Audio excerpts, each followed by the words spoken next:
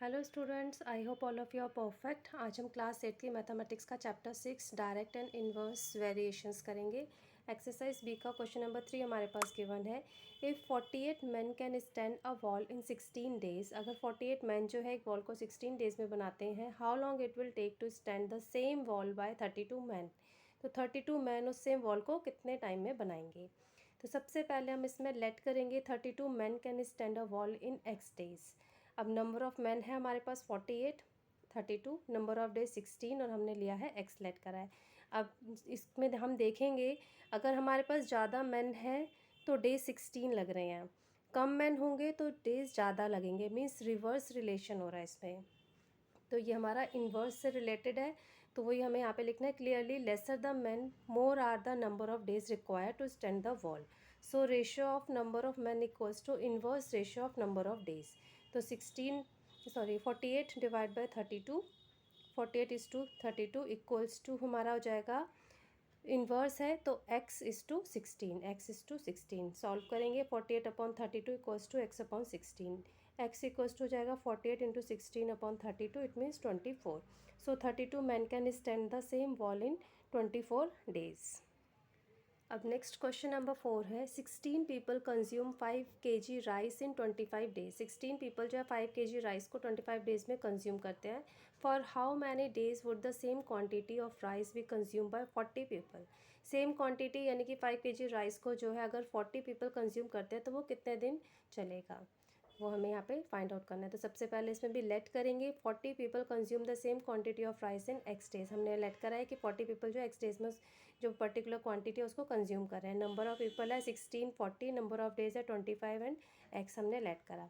Clearly more people less are the number of days required to consume the quantity. अगर हमारे पास number of people more है तो हमारा जो राइस है वो कम दिन चलेंगे। So ratio of number of people equals to inverse ratio of number of days. तो 16 इज़ टू 40 इक्वल्स टू हो जाएगा x is to 25। 16 divide by 40 equals to x by 25। x equals to हो जाएगा 16 इंटू 25 बाई 40, तो x की value आ गई 10। So 40 people consume the 5 kg rice in 10 days. Next question number 5 है। 65 horses can graze a field in 18 days. 65 horses जो है एक फील्ड को 18 डेज में ग्रेज करते हैं। हमें इसमें बताना है how many horses will graze the same field in 13 days. Same field को जो है कितने हॉर्स 13 डेज में ग्रेज करेंगे। तो सबसे पहले लेट करेंगे x horse will graze the same field in 13 days. हमने लेट करा 13 डेज में एक्स हॉर्स जो सेम जो हमारी फील्ड है उसको ग्रेज करेंगे। तो नंबर ऑफ हॉर्सेस आ जाएंगे 65 and x, number of days आ जाएंगे 18 एंड 13। इसमें हमारा इन्वर्स रिलेशनशिप है, क्योंकि अगर हमारे पास हॉर्स 65 है तो डेज हमारे 18 लग रहे हैं।